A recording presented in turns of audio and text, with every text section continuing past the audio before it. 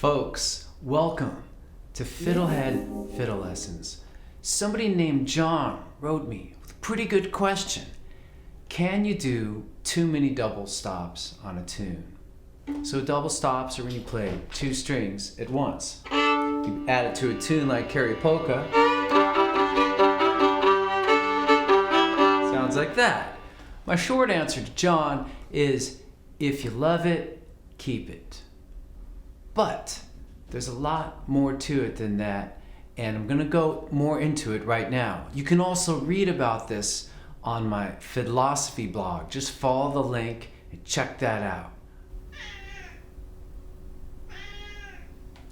Cool, so we're talking about double stops. What do you use double stops for? One use is to just add flavor and accents to melodies. So carry polka with single stops and with double stops. All right, I also did a little bouncing there. So, but you can also add the double stops more sparingly as accents.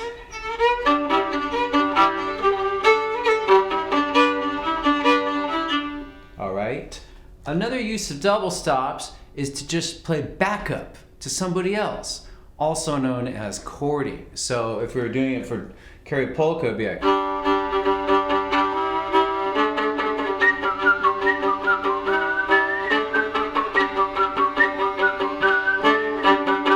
all right, so you kind of function like a guitarist, mandolin player, or piano player, or accordion. You're kind of doing the backup. All right, so fiddle players tend to have all the glory, we play the melody, but you can also play backup, which makes you very useful in a group setting if you're not always needing to play a line. So those are some uses for double stops. So getting back to John's question, can you do too many on a melody?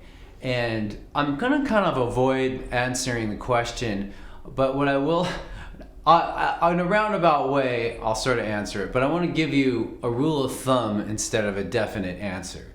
The rule of thumb is that when you add double stops, it makes the melody a little less clear. That's not necessarily a bad thing, but that's what happens. So just listen for yourself. Carry polka.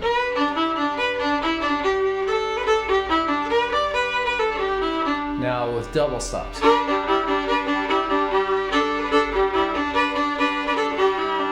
So you can kind of still hear the melody, but it starts to get more muddy. And so it's something to keep in mind.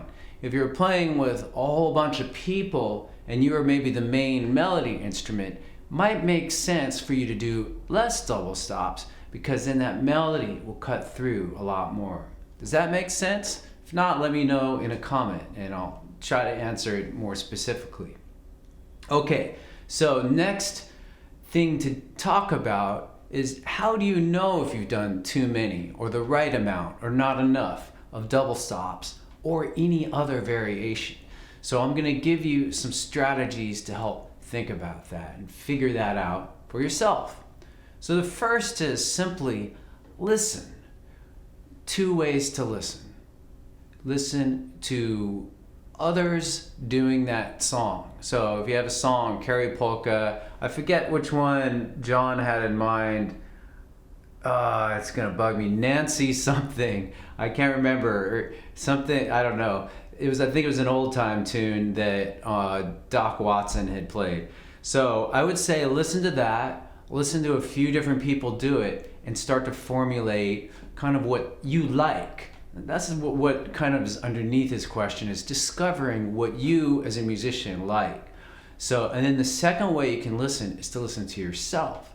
So really pay attention to how different things sound and how you sound with that variation. You may want to record yourself. That's a whole other subject, but I'll just briefly say that recording can be painful at first when you hear yourself back. But it can also be extremely rewarding if you save those recordings and go and listen to them down the line. But in a more immediate sense, you can use the recordings like right away to figure out, is this working?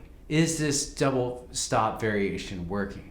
So that's the first main step to figuring out what you like and what you want to do. The next would be to fiddle with it, simply to experiment with different things. So you have this idea, I want to see if I like double stops on carry polka. Then just start to tinker with it. So say, well, I'll play it once without double stops, then with double stops. Then I'll try to mix it up, play some double stops, some not. Use it as an accent, okay? Furthermore, you could experiment with not just the whole tune, but little phrases, like the first chord of the B part.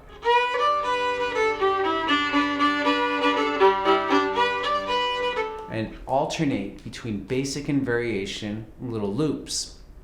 Okay, but don't stop there with your fiddling experiments. You could just do completely different things. Experiment with some other form of variation like volume, quiet, loud, weird textures like staccato, tremolo, all right, plucking. You could also do slur patterns. That was slur 2. Or the pulse, or there's millions of things you could do. And then after you've experimented, go back to your original question. Can I do too many double stops? And try it. Ask yourself, do I still like this? Does it still sound good? Record it. You may not immediately know, but this process, experimenting, listening, playing, and continuously alternating between these processes will help you develop a sense of what you like and what sounds good, and also where you're at, what you're ready to do. So anyway, if you found all this useful, then subscribe to the channel, like the video, and hit the notification bell. Finally, just want to say thank you. Thanks for reading. And oh, by the way, don't forget, there's a link to the written article with other stuff on the page. So thanks for reading, listening, watching. Have a good day. See you next time. Go to FiddleHed.com for a progressive, step-by-step course outline, color-coded tabs, play-along tracks, sheet music, and much more. Thanks for watching the video. Excellent! And don't forget to subscribe. Thanks.